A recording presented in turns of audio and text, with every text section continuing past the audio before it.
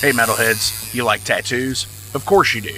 If you're in the Louisville, Kentucky area, come on over the bridge to Clarksville, Indiana, and get you some ink done at Ageless Art. If ink isn't your thing, they have a piercing studio as well. Visit agelessartclarksville.com to see some frequently asked questions, meet the staff. The shop is open Monday through Thursday, 12 to 8 p.m., Saturdays, 12 to 10 p.m., and Sundays, 12 to 6 p.m., all appointment-only spots. You can set up your appointments by phone at 812-283-1793 or email agelessarttattooandpiercing@gmail.com and someone will get you set up for your first or your next tattoo or piercing.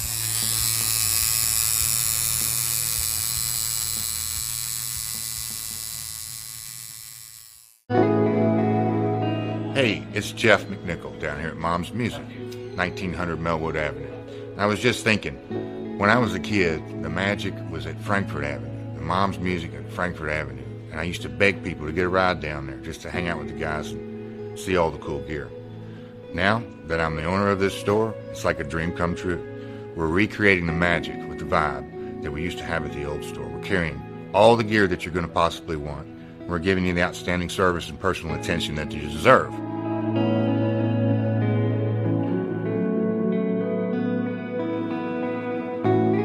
Yeah, so we've got the great guitar shop here. We're carrying USA Fender, USA Gibson, Paul Reed Smith, Gretsch, Jackson, Charvel, anything you could possibly want, we're going to have it for you.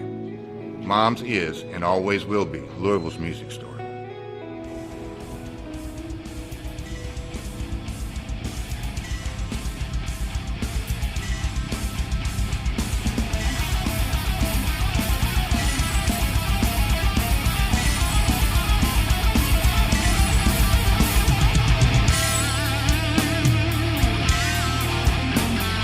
Thank you for tuning into the Metal Forge. I am Mark Jackson and I am your host. The premise of the show is pretty simple. Awesome interviews and awesome music. If you want to contact me, hit me up at metalforgeradio@gmail.com or visit the website metalforgeradio.com. And now let's get this show on the road. Thank you all for tuning into this week's episode of the Metal Forge. My name is Mark Jackson and I am your host. What is going on, metalheads? Today, I have Chris Latta from Indianapolis, Indiana's band Lavaborne. They are signed currently to Wise Blood Records. You know who those cats are, because I've had a few of their bands on the show before with Grave Ripper and Vexing Hex. So, this one, super cool. Chris is such an awesome guy. We get into a lot of stuff in the interview. I did get a chance to talk to him a few weeks back, and it was awesome. So you're going to dig it. I know you're going to dig it because I dug it, and it's awesome. It's all metal. It's all the time. But is it? Yeah. So I don't really have much to talk about this week. I am still currently compiling my top 10 albums of 2021 list. And I say album loosely because I'm just limiting it to release at this point. If it's an EP that came out in 2021, I'm probably going to throw it on the list if it's something that I feel strongly about. So when I say albums, I mean releases. Your top 10 releases of 2021. Shoot them to me, metalforgeradio@gmail.com. I'm still waiting on a few people that are supposed to be giving me some lists, and we're going to go over those next week on the last episode of 2021. I can't believe it already. This year, there were 54 episodes put out. Wow. But anyways, we're going to talk about that next week. But I do want to take a minute here and say, I made a post on Facebook a few days back about, feeling down and depressed and stuff like that. Life is like the pit. If you see somebody go down, help them up. Seriously. Help your brethren out. If you see somebody struggling, reach out to them. Say, hey, you okay, man? You okay, chick? Whatever. We're all in this together. And this time of year is exceptionally hard for a lot of people, myself included. So definitely try to reach out because, like I said, we're all in it together. If you see somebody go down, help them up. That's all we can do in life, Help each other up. Yeah. Down below, there are links to the sponsors, and without you guys supporting them, they can't support the Metal Forge either. And I am so grateful that you all do help these businesses. Whether you're listening to their podcast, you're buying instruments from them, you're going and getting tattoos, you're going to the Discogs page. Thank you all so much, and continue to please support all of these guys. You know, Ageless Art, Tattoo and Piercing, Mom's Music, Maxwell's House of Music, Better Days Records, Unchained Tapes, Mercenary Press, The Wrestling Steve Show, The Night Demon Heavy Metal Podcast, the It's Gonna Get Weird Podcast. Keep supporting those guys, because every bit helps us at the Metal Forge, and it helps them too. Also, making sure you all click on the Spotify playlists as well. You get to hear all of the previous bands that have been on the show, and you'll be supporting those people as well too. Thank you all. So let's go ahead and get into this. This is from Lavaborne. This is from the Black Winged Gods album that just recently came out. This is Mortal Pride.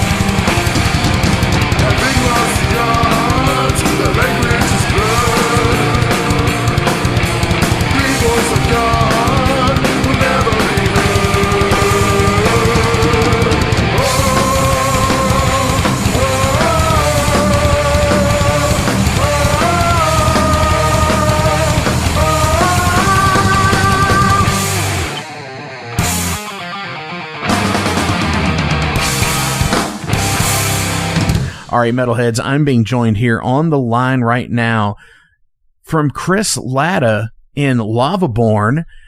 You might know these guys because they're label mates with a few bands I've had on the show already this year. Grave Ripper and Vexing Hex. Chris, dude, how are you doing, man? Doing pretty good. Yeah, appreciate you taking the time to have us on to talk about the band and all that.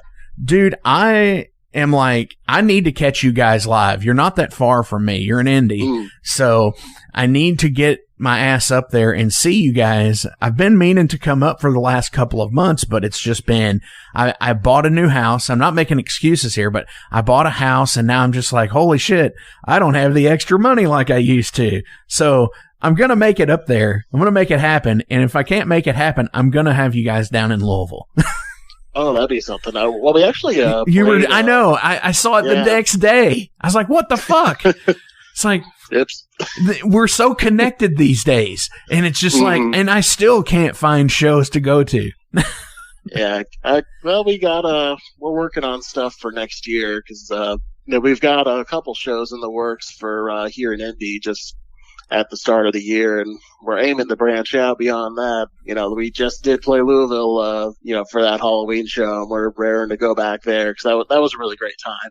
Now, you all played at Mag Bar, is that correct? It is, yeah. I love that place. It's so fun to play there.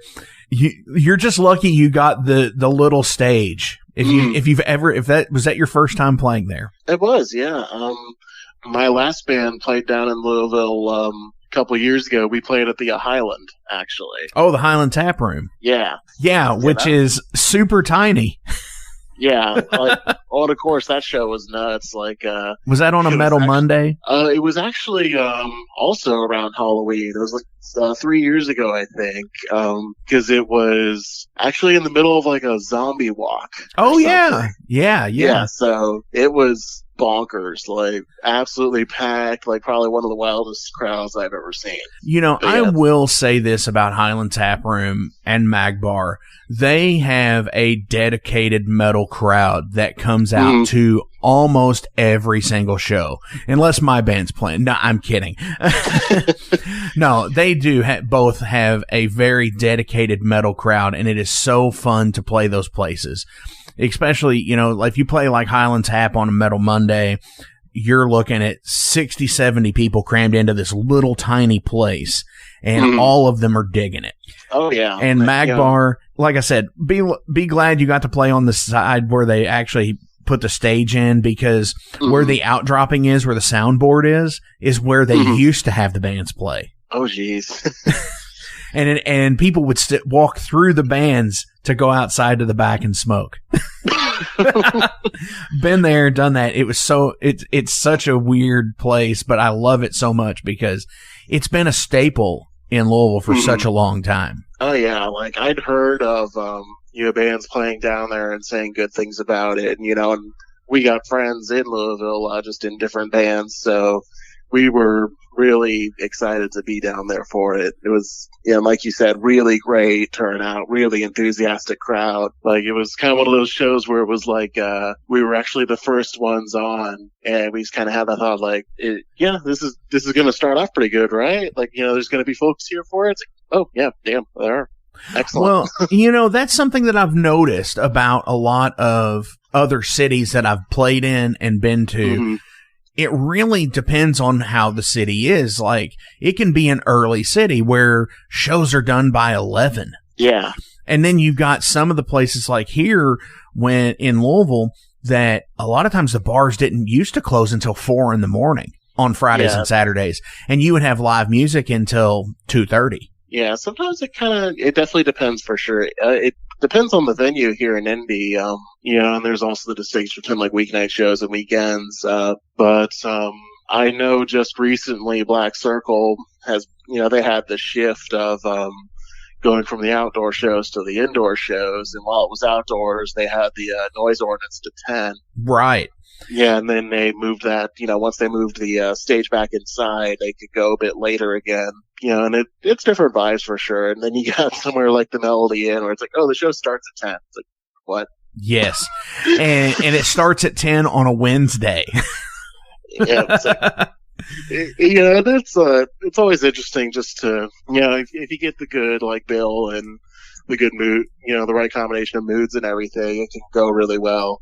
But I know in Indy, the sentiment is more or less hey, can we make sure that we end this at on a timely basis, Definitely. Can't really, hey, some of us I think all of us have work tomorrow morning, so, at least like 11.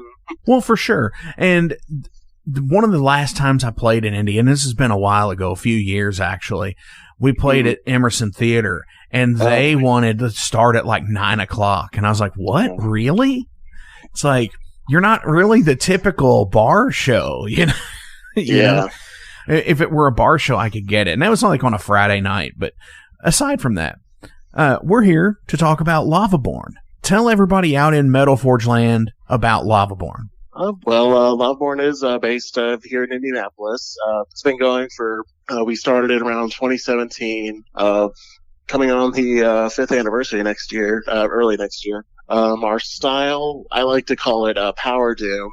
It's basically just, you kind of got the deeper baritone vocals, like down-tuned riffs of doom with like that sort of speed, and you get a lot of like the twin guitar harmonies of power metal. I like to say it's like it's kind of like Iron Maiden through a pitch shifter, or Dio Sabbath with more double bass beats. Nice. I think that's a very, very good comparison, actually. Yeah, we've had a lot of time to shop the comparisons, and we've gotten a lot of different ones that have been pretty fun to see. I'm looking here on the Metal Archives, and anybody who listens to the show, I do this, and I always have to now preface this because it's Wikipedia fact or fiction with the Metal Archives. For all the shit that they get right, they get just as much shit wrong because it's user edited, right? Yeah. Now, you said you're coming up here and on the 5-year anniversary, which is awesome because in music today, it seems like everybody plays in 14 bands, and when you just have something go on for more than a year or two, I think it's something special. Oh yeah. But I'm seeing here, you got the demo from 2017. And then earlier this year, actually October 1st, you released Black Winged Gods. Yep. So why the long wait between inception to first album? It was mostly just a really drawn out recording process. Basically, started the band, 2017. When we started it was me and one of the guitarists, Brandon Signorino. We co-founded it together. We had like the idea of the project.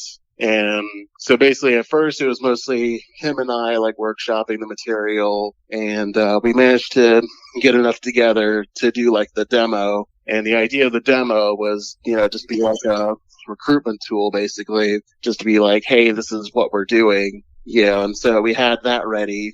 And, as soon as we got that demo out, we managed to get the rest of the guys in really quickly. And so from there it was like, spent about the next, a little under the next year or so, just like kind of gigging around, getting more material together. And then the plan was to, we started recording the album right around the end of 2018, but then we finished it earlier this year. I think we got the finishing touches on it around like February. But, what happened with that was, we just had like a bunch of delays of like, 5 guys having to schedule everything.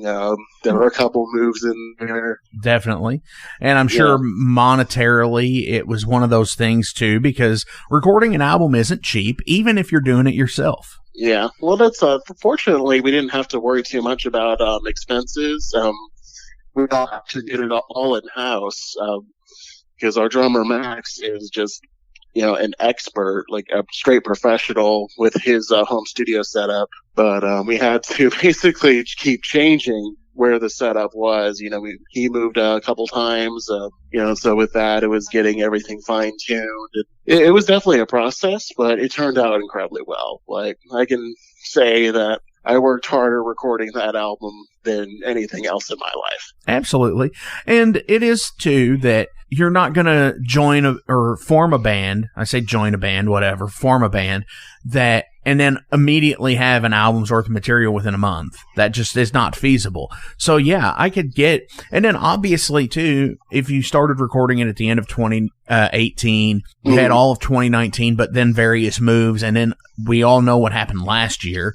Yep. Yeah. And I'm just glad to see so many bands survive. Even though we've had venues that have went down in flames, no pun intended, with COVID. I'm just glad to see so many bands out there survive and be able to still put out content. Yeah, and that's that's something that's especially been interesting, here in 2021 is, I've kind of had that thought of like, okay, 2020 is basically when everybody's going to be held up and working on this stuff.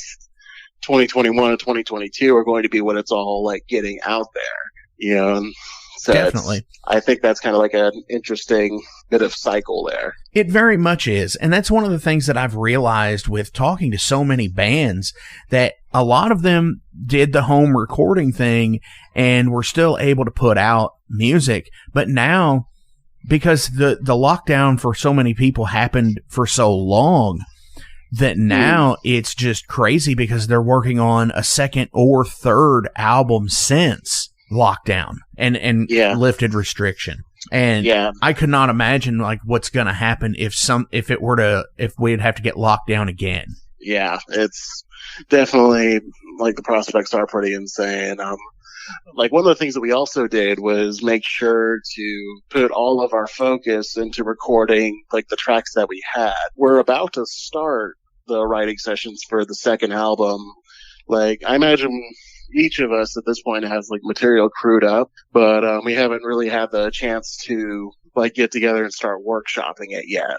So that's like the next step for us, like seeing that all come together. Absolutely. I've noticed that too with even my personal stuff. It's when you do something and the recording process does get slow, even in a non like restricted setting. It just gets slow sometimes, and you have to fight burnout a lot of the time by writing new stuff. And sometimes it sucks because you sit there and you're just like, man, I really wish that was on this album, because I'm kind of bored with playing what's already there.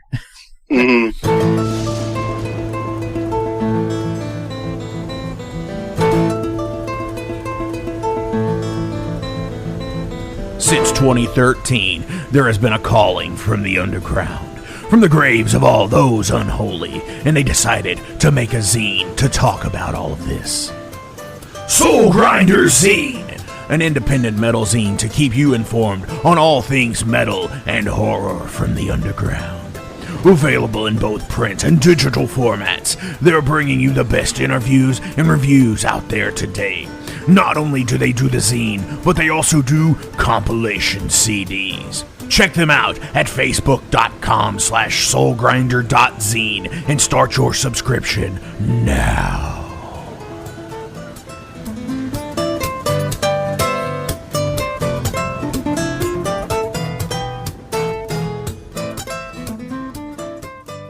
Welcome to the night. You think you know Night Demon? Then the Night Demon Heavy Metal Podcast is for you. Step into the darkness as we peel back the curtain to give you an unprecedented, all-access look into the mind and the heart of the demon. We're talking band history, song analysis, studio anecdotes, stories from the road. It's everything a diehard Night Demon fan could want and more. This is the only place to learn the inside scoop, the deep dive trivia, the untold tales from the band members themselves and those closest to the Night Demon story. Need more? The sacred Night Demon Crypt will be pried open to reveal demo recordings that have never before seen the light of day, all with in-depth commentary by the band and the people who were there for the writing and recording process. This is a gold mine, a treasure trove of all things Night Demon.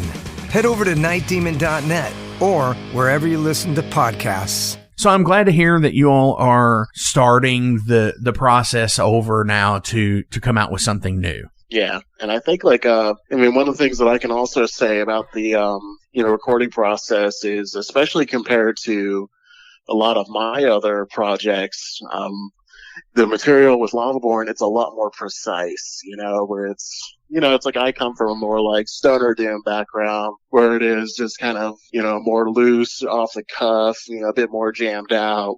But with Lavaborne, it's very much like, it's very tight.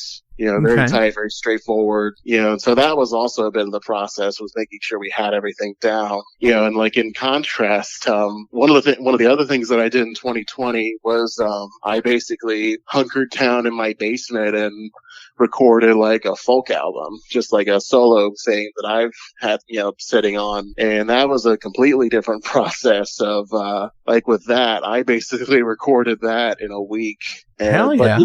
But there's a very big difference between like the lo-fi, doom folk record that I just kind of put together, just for my, my own entertainment. And, that's definitely a very different, more low-key release than something like Lavaborne, where it is very much like that. We want this to like pick up and be seen, and have that sort of like bombastic edge to it. It's very two different things, but I'm really glad to have gotten them both out this year. Definitely. Now, the folk stuff that you're talking about, is that the Christopher Steve stuff? Yep, it is. Hell yeah, man. And I've always been an advocate for saying it can't be all heavy all the time. Mm-hmm. So I totally get that. And I've considered doing stuff like that in the past too, because, I went and bought a mandolin and a banjo, and I've had a lap steel for years, and it's just like, one of these days I'm gonna do this. And I still haven't got to that day yet.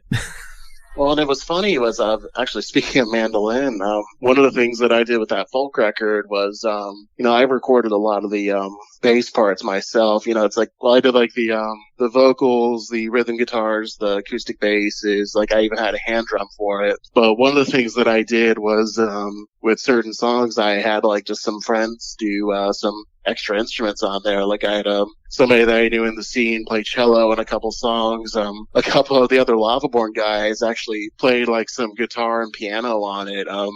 Brandon, the guitarist that I mentioned earlier, he actually did play mandolin on one of the songs that I had there. Well, it's funny, like I had asked him about recording a guitar solo for one of the songs that I had on there, and he recorded that. And then I kind of showed him the other stuff that I was working on, and he was just like, hey, there's this song right here, and I kind of feel like I kind of want to try to put some mandolin on it. Can I do that? It's like, go for it.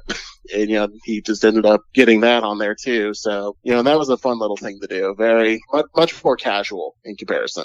Hell yeah. And see, that's what it's all about. It's all about, ebbs and flows, ups and downs, lights and darks. Mm-hmm. I do like to ask about artwork. Mm-hmm. And I'm looking here. I saw the cover to Black Winged Gods when it came out, and I've looked at it quite a few other times.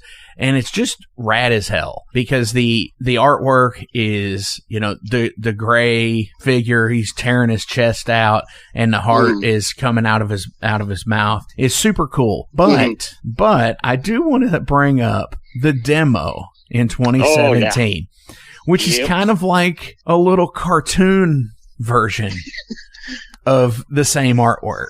Yeah. 100%. It almost looks like it would be something on like Adult Swim in 2006.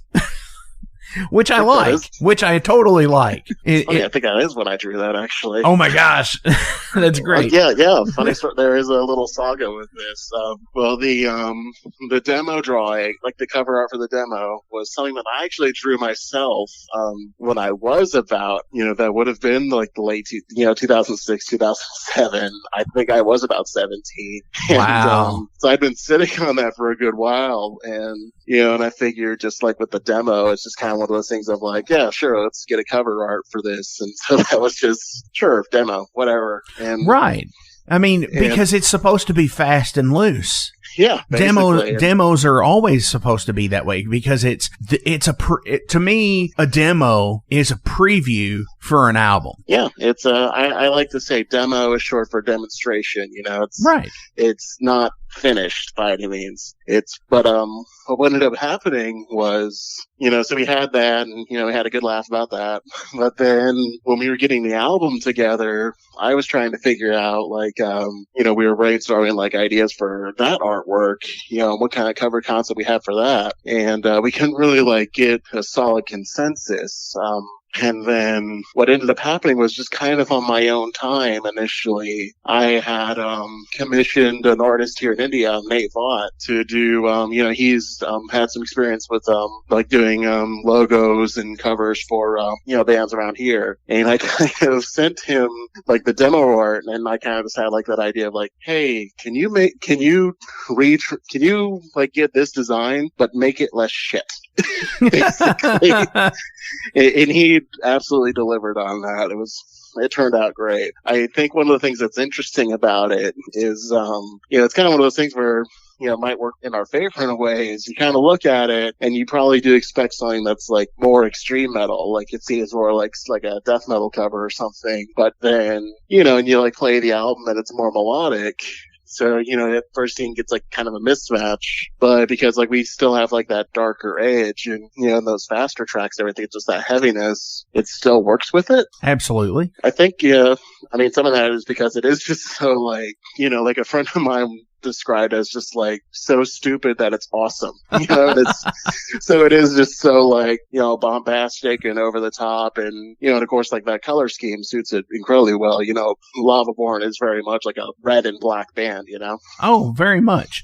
And I think that matters a lot. Mm-hmm. I think with every outing, obviously the name is what it is, but I think everything should change with every outing. You can't go red and black all the time, but granted it works. Yeah. And it's so easy to do. And it's so easy to do.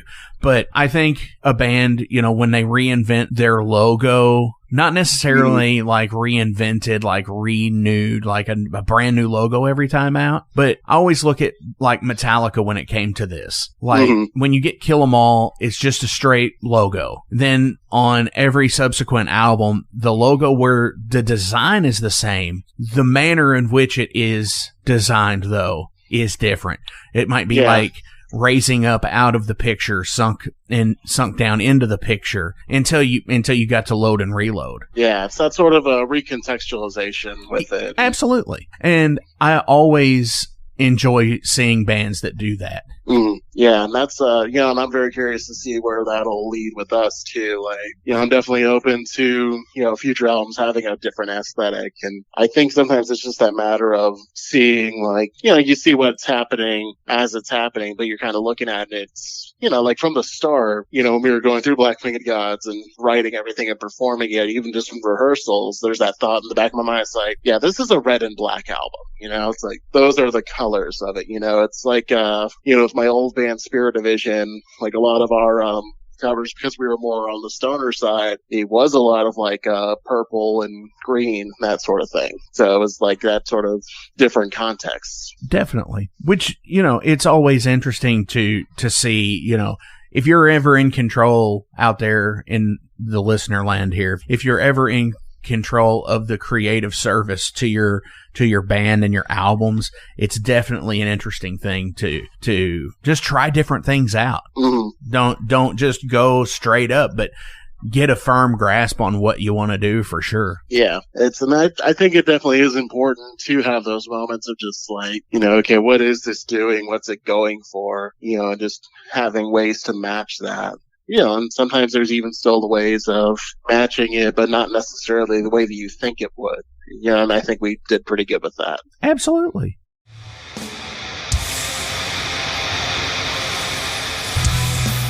Hey everybody, let me tell you about the new sponsor to the Metal Forge, Unchained Tapes. They're an independent Pennsylvania tape label. They focus on extreme metal and punk with a killer approach to the tape scene. Visit their web store at unchainedtapes.bigcartel.com now to get your fill of tapes. And for being a Metal Forge listener, enter the code METALFORGE10 at checkout to get a 10% discount on your total purchase. That's unchainedtapes.bigcartel.com.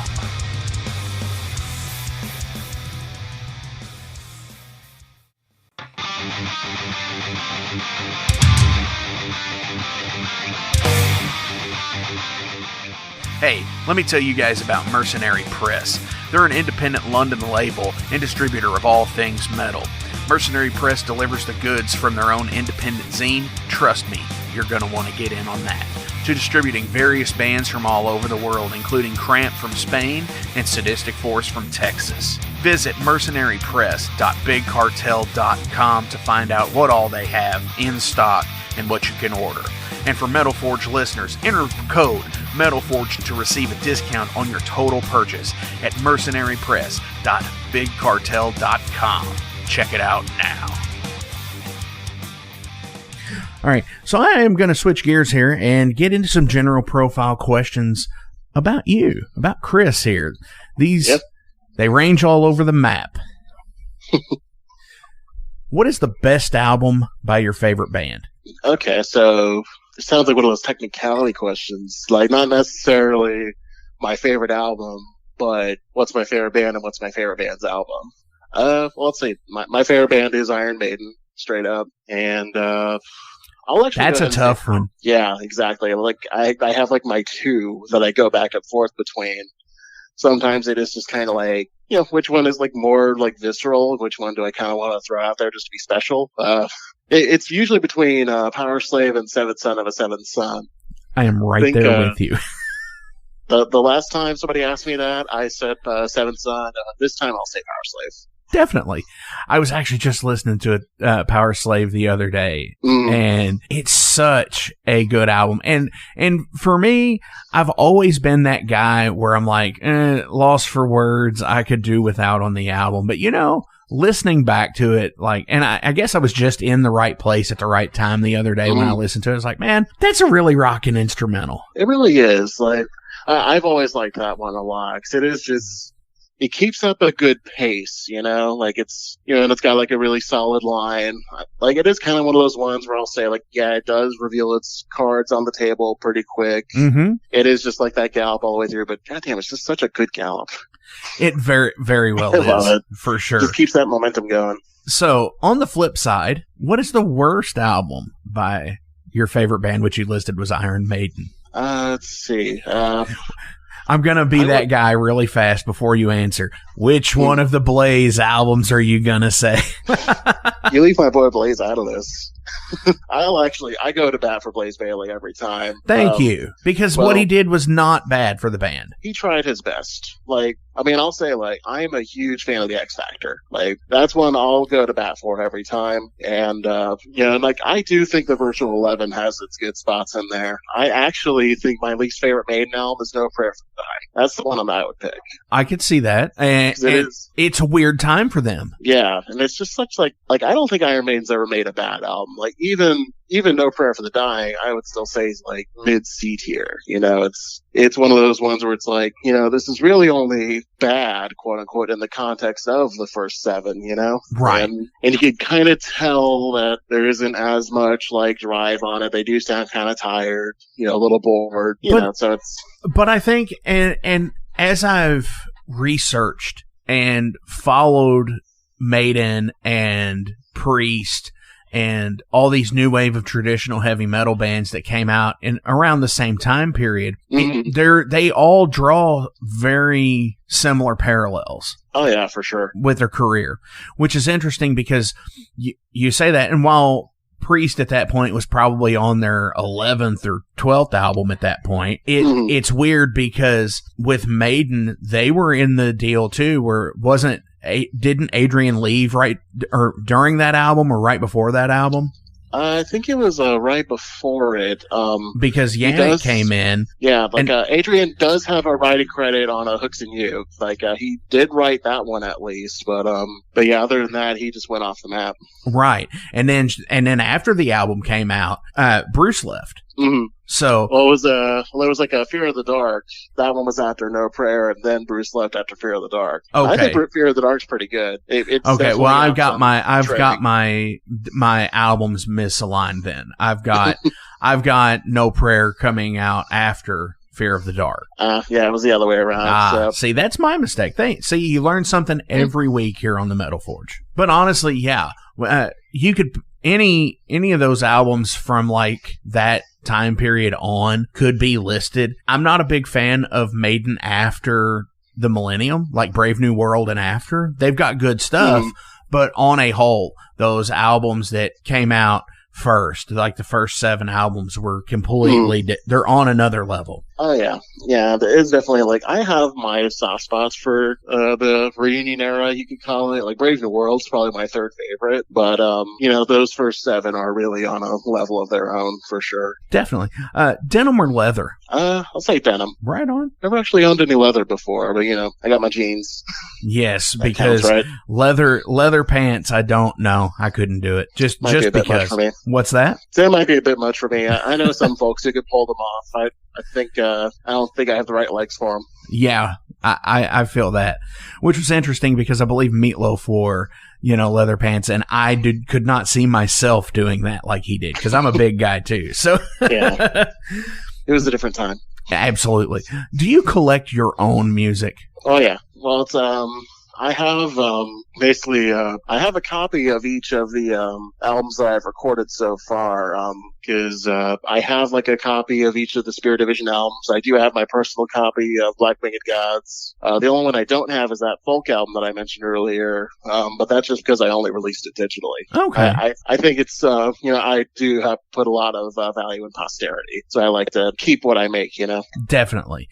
I think it's an accomplishment thing for me. I'm proud of what I put out, and seeing something that I put out, like holding it in my hand and be like, I remember where I was when this happened, when I did this. Oh, yeah. And I think that's a big thing for it. Yeah, big time. I had like this year was like the 10th anniversary of the first demo that I did with my first serious band, and it's just like that thought of like, oh shit, 10 years. I was a completely different person even just in that time. Oh yeah, absolutely. I could get behind that. That's so weird though that you say it, because the first album I ever put out was in like 2001 or 2. And I'm just like, holy, yeah, it's like, here we are 20 years removed from it, and it's like, wow. It's like being in high school, essentially. Hey, more power to you on that. Like, I never really got around to like getting a solid band in high school. It was actually toward they weren't a solid band either. Yeah, fair. They weren't a solid band either. So, what song could you never tire of listening to? I'll actually say go a bit of a curveball on this one. No Children by the Mountain Goats. I am not familiar, but you have piqued my interest because of their name. Yeah, it's they're basically an indie folk band, but it's from this album that's basically just like the ultimate, like, I don't know if breakup album is the right word, but like you're watching your relationship crumbling in front of you and you can't do anything about it album. Like, oh, it's heavy shit. Like, I love that album. It's perfect. And it's one of those ones where it's like, this is a fantastic album, but if I play it too much, everybody's going to worry about me. I could see that. I've had quite a few albums like that I've leaned on, for sure. Oh, yeah. What was your favorite TV show growing up? Rocko's Modern Life. Right on. It's like, I was right in the thick of, I was talking to somebody about it last night. I was right in the thick of like 90s Nickelodeon. So that's the one that I liked a lot as a kid. And then watching back at it as an adult, it's like, yeah, definitely hits. For sure. Yeah. I was more of an early to mid 90s on that, like Salute Your Shorts. Oh, okay. Yeah. And what was it? The game show, not Double Dare, because that kicked ass too. Was it the Temple Run? Oh, Legends of the Hidden Temple. Legends of the Hidden Temple. That's it. And that was always like, I always wanted to do that as a kid, to go on one of those shows, but alas, I never did. Yeah, I think everybody had that ambition. What food can you not stand? Well, let's see. I know when I was I'm trying to think of like what it'd be now. I can tell you when I was a kid, I absolutely hated chicken pot pie for some reason. Like, I don't know what it was. Like, yeah, I think it's fine now, but that's always the one that sticks out the most. Chicken pot pie was kind of weird. I get that. For me, I think it was the peas and stuff in there, especially like those banquet, like 59-cent pot pies, Yeah, maybe it was a texture thing. That could be. If there's something that you don't like as a kid, just blame the texture for it. Right. That's always what it is. What was your most cringeworthy moment on stage? As like first hand or second hand? First hand first. Okay. Let's see. 'Cause I know thankfully I've not had too many bad ones. Not that I've had an immaculate show every time. Right. But kind of just tends to be like those shows where, okay, like one that I remembered was not necessarily that it was a bad show, mostly just like that it was the kind of shows like 2012, way back. It was one of those shows where I was like literally playing to no one. Like I think like, it was like we were the only band booked that night for some reason. We did it, and it wasn't even like, we had like, you get those bad show nights where it's like you play the other bands and their girlfriends, like no other bands, no girlfriends, just the bartender. Been there, and it does suck. Yeah, definitely. It's that one show that everyone calls as a glorified practice. Yeah, and it's like and sometimes those are good for like let's actually, get our chops up. But that project was not much rehearsal was going to salvage that one. Oh, it was a very short-lived project. Definitely. So what's your second-hand one then? Second-hand, it's I know a couple others were just kind of like a whole lot of gear malfunctions, and sometimes it's like sometimes there's like the wild ones where like, if you're really locked in, and have good chemistry, you can like play off each other, and if you're prepared, you can get over that pretty quick. But I remember there was one show when I was still with Spirit Division. It was with I think we'd only been playing for like 3 or 4 months. And, it was a weeknight show, like 5 people were there. And then our guitarist Sam just crapped out in the middle of it, basically. Oh. And, and it was like we were a power trio, but we were a trio. We didn't quite have the power. That was the problem, I guess.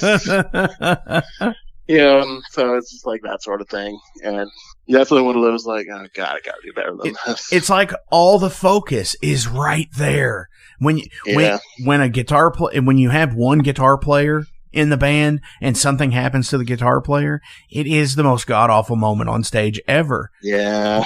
Because everyone notices. Yeah, and exactly. Yeah. I've been told by a former guitar player in my band Overload that it's funny that I think about it now, but he's like, well, when anything happens like that's a mess up, he's like, Mark turns into Sam Eagle from the Muppets, where that just, that mad look on Sam Eagle's face all the time. Yeah. It's like, what the fuck? I mean, fortunately, you still have the gear hiccups, and oh yeah, those aren't, like if you, can improvise pretty well, if there's like somebody who's thinking really fast, we've had those shows where like somebody broke a string or something, and that's not really much of an issue, because that's just like, okay, yeah, well, we're prepared for this. We got that backup, or like, there was one show we played right before the pandemic where, we'd just finished and the band after us was on, but then in the middle of their set, one of the guitarists, they had a broken string, and Brandon just went like straight for it, like just like a machine, just pretty much went into like, hey, I'm taking that guitar from you, you're playing this one. It was like a minute. Wow. He went straight into road crew. Basically. That's awesome. That's something I always wonder about, seeing bigger bands. I say big bands, but it's whatever. Bands like ZZ Top and AC/DC and all these bands that play in like a guitar in an ISO box, that you would never know if anything would ever go out now, because they've got an ISO box to run to front of house, and then like one amp on stage. So if the one amp on stage ever went out, would you really even notice? Probably not. Right. I mean, especially with crews like that, it's just, I know those guys are literal pros. Oh, absolutely. And it does take a lot. I think the biggest thing that they have, like screw up wise or fuck up wise on stage, whatever you want to say, is they fall down or in James Hetfield's case, get burnt. Yeah. I mean, stuff like actual physical problems, not necessarily a gear issue, because of the fact of everything is just so on point, practiced and everything. Yeah, and thankfully, just like doing vocals, most I have to worry about with myself is, make sure you come in at the right times and make sure you're breathing right so you don't blow your voice out halfway through it. And not to unplug the mic. Yeah. Well, yeah. Thankfully, that's never happened, but I could definitely see when it has. Hey, Metalheads, it's with great pleasure I get to tell you guys about a new sponsor to the Metal Forge, Ageless Art, New Albany.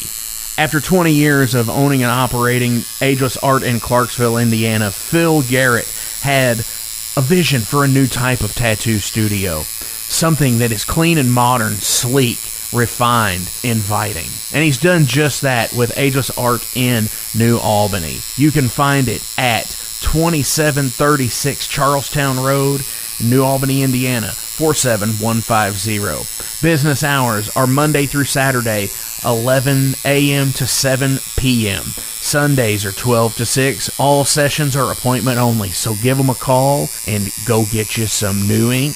Or if it's your first time, go get your first one, baby. Hey guys, Wrestling Steve of the Wrestling Steve Show here. So if you're currently listening to the Metal Forge with Mark Jackson, then you understand that Mark Jackson has a pretty discerning taste when it comes to music as a whole. You'll also understand that he has a discerning taste for professional wrestling, just like me. My show is called The Wrestling Steve Show. I talk about modern and classic pro wrestling in a completely unbiased, unfiltered way. Be sure to check me out on all available podcasting platforms. That is The Wrestling Steve Show. And I am the host, Wrestling Steve. Just remember, like Confucius said, man who goes through turnstile in Thailand is going to Bangkok. Pro wrestling. Hey, it's Mark Maxwell at Maxwell's House of Music. Listen, all this stuff is now available to purchase on our website. Check it out at maxwellshouseofmusic.com. We carry all the top brands, like Fender. We got Gibson. We also have basses. We've got ukuleles. We got drums. We've got sound gear. We've got keyboards.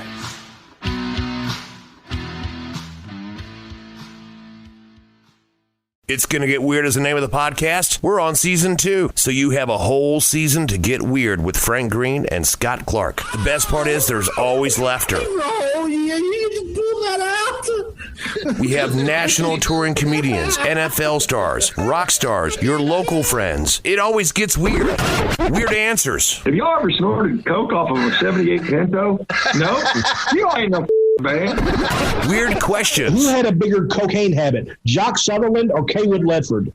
Neither one, because they stopped beating their wives. And weird we never even thought of. Well, no. My friend is on acid, and I sent my friend to go find a payphone so that I can call and turn myself in for murdering this guy and ruin my life. We love all types of people, but we don't love all people. Weird. It's Gonna Get Weird is the name of the podcast, available everywhere. And thank you to Big X Sports Radio for being a proud sponsor of It's Gonna Get Weird. Frank Green, Scott Clark. Yeah. For the listeners out there, recommend an album or artist to get into. Let's see, just in general? Yeah. Okay. Let's see.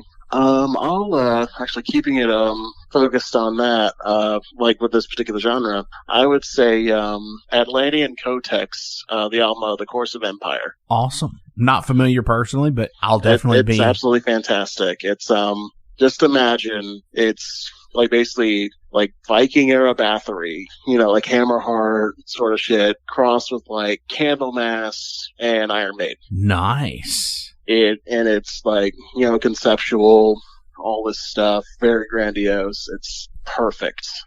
If you love epic metal, that's definitely like the one, especially like the last 10 years. Like they're one of the best bands going right now, as far as I'm concerned. Awesome. I'll definitely check that out myself too. Mm. What was the first album or music you purchased with your own money? It was actually a copy of AC/DC's Back in Black when I was in the 8th grade. And I remember I'm not really sure why it was that one specifically, especially since my dad had a copy of it. But I remember it was like, I think I got like a Walkman for like my birthday in the 8th grade, and it was like, oh, I better get a CD for it, and that was like the first one that I thought of. Hell yeah. So that was like my rabbit hole. That's awesome, because everybody says the thing about AC/DC, it's all the same. It's like, you know what? That album alone is a playthrough album for me. Mm-hmm. I can listen to every single track on that album, put it on first song to the last song, and probably be able to do it again, because every track is a banger on that. That's one of those ones where it's like, I don't play it as much just because it is so ingrained, but when I do, you know, it's off to the races. Right. Like, I'll still lose my shit. Oh, absolutely. I think Highway to Hell by them is the same way. It's that Power Ridge is such an underrated one. I think for them, that's one of their best, if not their best. Definitely. Let There Be Rock. You know, they have had so many awesome ones to even to complement the ones that, you know, maybe one or two songs were good on, like Razor's Edge, or for those about to rock, you know, Fly on the Wall, you know, those ones that only had like one or two good songs.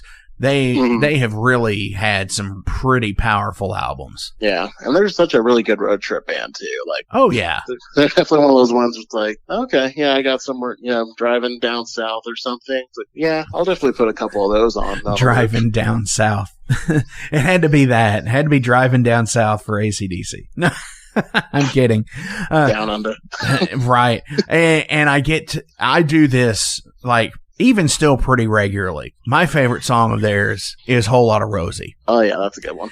And I will crank it up and to that first ba-da-da-da-da-da-da, you know, and you're right, it's off to the races at that point. And that song just jams to me. Oh yeah. So I have one more question for you, but before we get into it, do you have any shout outs you want to give to anybody today? Let's see. Go ahead and do a shout out to the, you know, some of the guys in the Indiana metal scene there. You know, we've got, you know, Apostle Solitude, Devil to Pay, Wolf Tooth, Cursed Blade, you know, a whole bunch of, bands here in the scene. Definitely looking forward to, getting back out there on that. Yeah. So throw that out there. There's a whole slew that I could mention, you know, there's like Throne of Iron. Our guys have their other bands as well, Chronics.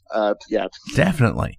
And, you know, you mentioned Throne of Iron. Shout out to them for sure, because Tucker was on the show a little over a year ago. He's a super rad guy. So hopefully he's listening. Thanks, Tucker.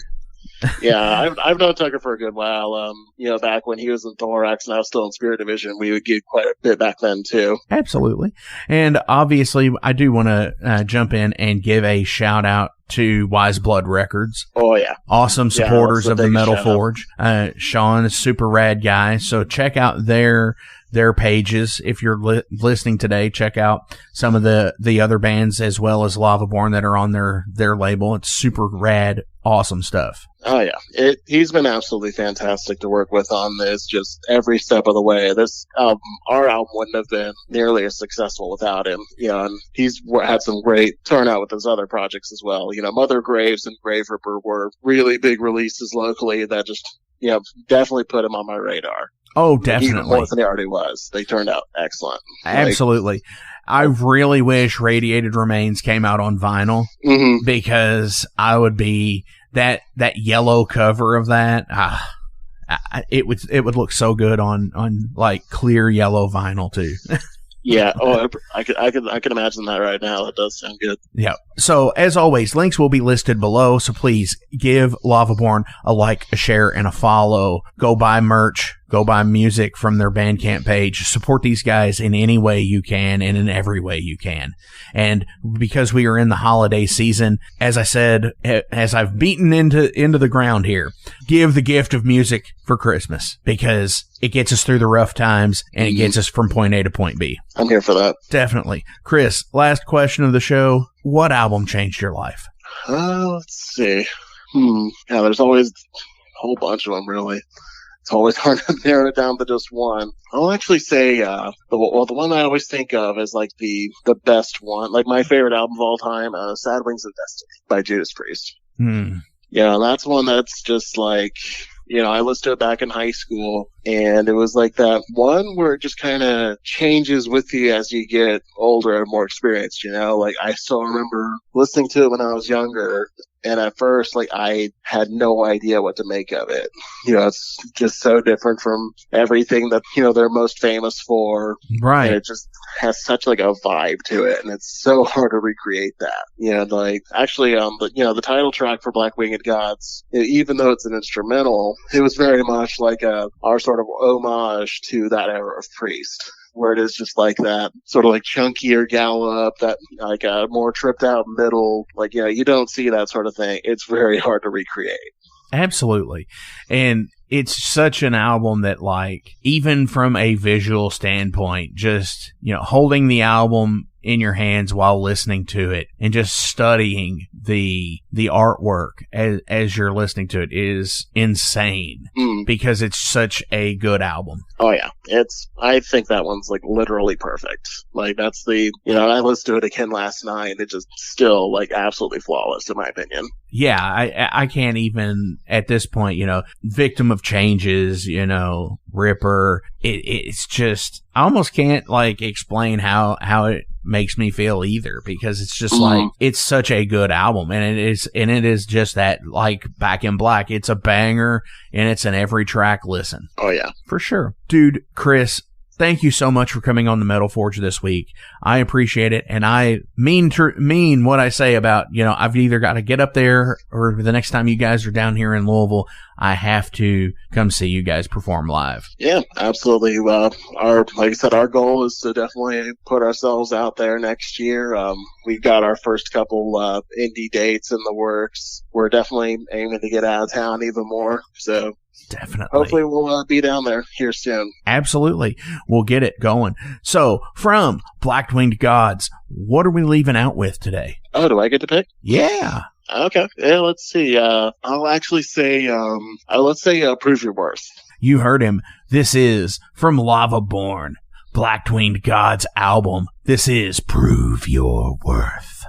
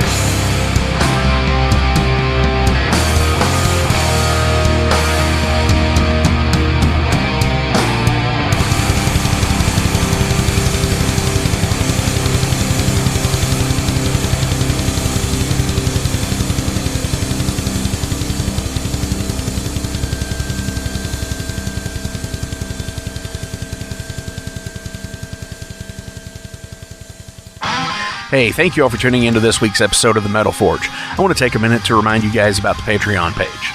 Over on the Patreon page, we have the tiers set up to support the production of the show. We feature the Down and Dirty, which is just $1. There's nothing special for that one, it just sends me a thank you because every dollar helps. Then there's the Double Down and Dirty.